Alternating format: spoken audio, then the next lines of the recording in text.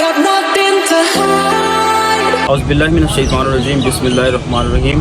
मोहम्मद हमज़ा अब्बास आपकी खिदमत में एक दफ़ा फिर हाज़िर है। और आज का जो सेशन हम करने जा रहे हैं वो सर डॉक्टर अब्दुल गफ़ार साहब के साथ है, जो कि Riphah college of veterinary sciences medicine department के एक सीनियर टीचर हैं। और आज जो हमने डिजीज़ डिस्कस करनी है वो PPR है, जो कि बकरियों में बहुत ज़्यादा फेमस है, जिसकी वजह से बहुत ज़्यादा नुकसान होता है जानवरों का। और ये फार्मर के लिए एक ऐसी वबा बन के आती है, फार्मर का बहुत नुकसान करके चली जाती है। फार्मर इसके बारे में फार्मर को इसका पता ही नहीं होता। और इसी बारे में इसी सिलसिले में हम सर के पास जाएंगे और उनसे तमाम इन्फॉर्मेशन लेंगे और वो हमें गाइड करेंगे कि कौन सी एहतियाती तदाबीर हैं और कौन से ऐसे चीज़ें हैं कि जो हमें करनी चाहिए इस बीमारी के आने से पहले पहले। क्योंकि अगर किसी भी किसान का एक भी जानवर ज़ाया हो जाता है तो वो एक उसके लिए बहुत ज़्यादा मुश्किलात का सामना से करना पड़ता है। तो इसीलिए हम आपके पास जाएंगे और उनसे तमाम इन्फॉर्मेशन कलेक्ट करके आप ही खिदमत में हाज़िर करेंगे।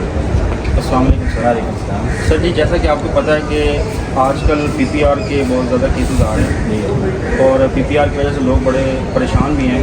तो इसके लिए आप थोड़ी सी रहनुमाई फरमा दें किसानों के लिए और इन्फॉर्मेशन इसके बारे में दे दें कि ये इससे कैसे बचा जा सकता है, तो कैसे ये बीमारी आती है और इस आने के बाद इससे हमने कैसे निपटना है और आने से पहले की एहतियाती तदबीर क्या है, उसके बारे में छोटा सा आप इसके बारे में इंफॉर्मेशन दें। बहुत शुक्रिया, आपने ये एक वीडियो रिकॉर्ड कर रहे हैं आवाम की फलाह के लिए। PPR जो है ये एक ऐसी बीमारी है जिसको उर्फ़े आम में काटा के नाम से जाना जाता है। और ये ऐसी बीमारी है जो कि एक जानवर से दूसरे को लगती है, वायरस की वजह से होती है।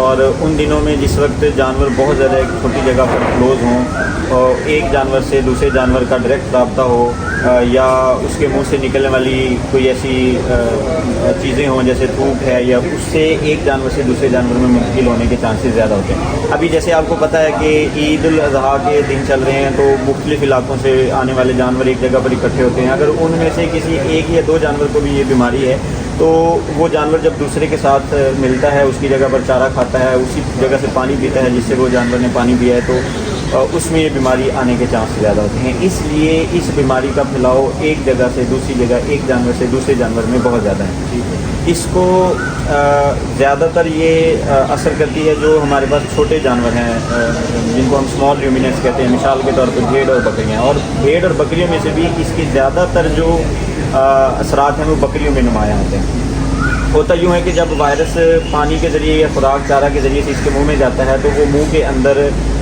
से फिर कुछ स्पेशल ऑर्गन्स होते हैं जिनको हम लिम्फ नोड्स कहते हैं, उसमें जाता है स्पेशल, फिर उसके बाद ब्लड में चला जाता है और अंतड़ियों में जाके फिर इसकी मल्टीप्लिकेशन और सारा काम शुरू हो जाता है, जिसकी वजह से जानवर को अचानक से बहुत शदीद बुखार होता है, जानवर खाना पीना छोड़ देता है। उसके बाद जानवर को ज़ुकाम शुरू हो जाता है, जो कि बाद में सिर्फ ज़ुकाम नहीं रहता पानी वाला, बल्कि उसके साथ साथ टीप और इस तरह की चीज़ों में कन्वर्ट हो जाता है और जानवर के मुंह में छाले बनते हैं, वो फिर बाद में फट जाते हैं और अंदर पील की तरह की एक लेयर जम जाती है जिसको हम डिप्थेरिक मेम्ब्रेन कहते हैं। जानवर के अगर मुंह के पास जाएं तो बहुत शदीद स्मेल आती है जो कि इंसान के लिए बड़ी अनप्लेजेंट होती है।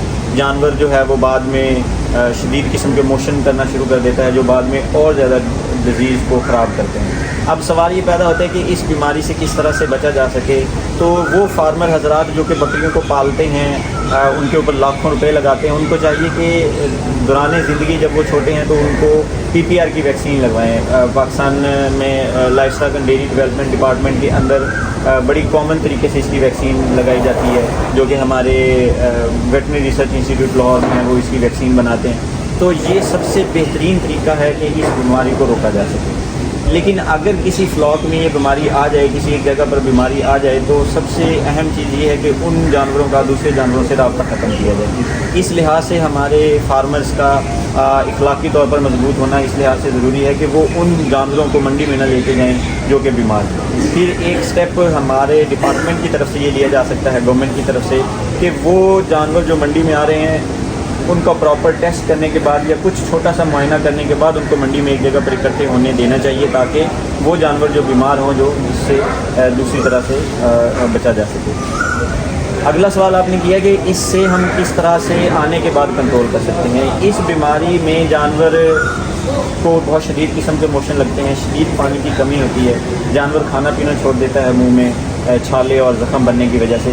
تو آنے کے بعد اس میں آپ موت کو روک سکتے ہیں, لیکن اس کے لیے آپ کو بہت زیادہ شدید کیئر کی ضرورت ہے. جانور کو پانی پلانا پڑے گا, اب پانی کی بوتلیں لگانی پڑیں گی, ڈرپس لگانی پڑیں گی, ایسی ڈرپس جو اس کی نمکیات کو بھی پورا کر سکے, اس کی پانی کی کمی کو بھی پورا کر سکے. لیکن اس سب کے باوجود بھی بہت مشکل رہتا ہے کہ جانور اپنی اصل حالت کی طرف لوٹ سکے. اس لیے آنے کے بعد جو ہے وہ لاسز بہت زیادہ ہوتے ہیں. آپ وائرل ڈیزیز ہے, ہم اینٹی بایوٹکس لگاتے ہیں جو کہ سیکنڈری بیکٹیریل انفیکشن کے لیے ہوتی ہیں, وائرس کے اگینسٹ ان کا کوئی کام نہیں ہوتا. اس کا ایک نقصان بلکہ یہ ہوتا ہے سم ٹائم کہ وہ جانور جو اینٹی بایوٹک لگے ہوئے مارکیٹ میں آتے ہیں یا جن میں یہ بیماری آ جاتی ہے گھر جا کر, تو وہ اینٹی بایوٹکس لگتی ہیں جن کو پھر یہ گوشت انسان کھاتا ہے, تو انسان کے اندر بھی ان اینٹی بایوٹکس کے کچھ نہ کچھ ذرات جاتے ہیں جو کہ بعد میں اس میں اینٹی بایوٹک سینسٹیوٹی یا ریزسٹنس کا باعث بنتا ہے. اس کے علاج کے لیے صرف سپورٹیو ٹریٹمنٹ دے سکتے ہیں, جس میں بخار کو کم کرنے کے لیے انجیکشن لگ سکتا ہے, سیکنڈری بیکٹیریل انفیکشن کو کم کرنے کے لیے اینٹی بایوٹکس لگ سکتی ہیں. جانور کے منہ میں چھالوں کے لیے آپ ویسے تو سومو جیل لگاتے ہیں, لیکن وہ کیونکہ بہت زیادہ مہنگی ہوتی ہے تو عام طور پہ ریکمینڈ کیا جاتا ہے کہ آپ کوئی بھی ایسی چیز جو منہ کے اندر اینٹی سیپٹک افیکٹ بھی دے سکے اور ہیلنگ افیکٹ بھی دی جا سکے, تو وہ ٹنکچر آئوڈین کا ڈائلیوٹ سلیوشن بنا کے لگایا جاتا ہے. یا کچھ لوگ کہتے ہیں کہ آپ جو دیسی گھی ہے اس کے اندر کچھ شکر مکس کر کے اس جانور کو لگا سکتے ہیں, تاکہ ایک تو منہ کے اندر جو چھالے ہیں وہ درد نہ کریں زیادہ, اور جانور کو شکر یا چینی کی شکل میں انرجی بھی مل سکے. اس کے ساتھ آپ کو ایسی ڈرپس لگانے کی ضرورت ہے جو اس کی نمکیات کو پورا کر سکے, جس میں سب سے جو ٹاپ ہے وہ رنگل لگ کے یوز کی جا سکے. سر جی وہ اب تو سر جی اگر تو یہ ڈیزیز ہم چاہتے ہیں کہ کچھ کسان یہ چاہتے ہیں کہ یہ بیماری ہم آنے سے پہلے ہی روک لیں, تو اس کے لیے سر جی ہم کنٹرول میں سب سے پہلی چیز کہ جب آپ نے نئے جانور خریدے ہیں تو ان کی اسپیشل کیئر کریں. اگر ان کے اندر بخار کی پہلی علامات آنا شروع ہوتی ہے تو فوراً سے ان کا چیک اپ کروا کے ان کو کروائیں. اگر آپ کے پاس پہلے سے ایک فلاک موجود ہے اور آپ کسی سے باہر جانور لا رہے ہیں تو ان لے کے آنے والے جانوروں کو اپنے جانوروں کے ساتھ فوراً مکس نہ کریں, بلکہ ان کو علیحدہ کسی ایک جگہ پہ رکھیں 8-10 دن یا 15 دن کے لیے, تاکہ اگر ان کے اندر کچھ علامت ظاہر ہو تو وہ بیماری دوسرے کے اندر نہ آئے. اس کے بعد یہ انشور کر لیں کہ جن سے جانور خرید رہے ہیں اور جو آپ کے پاس جانور ہیں ان سب کو PPR کی ویکسین لگی ہونی چاہیے. یہ کچھ 3 سے 4 بیسک اسٹیپ ہیں کسی بھی بیماری کو روکنے کے لیے. بہت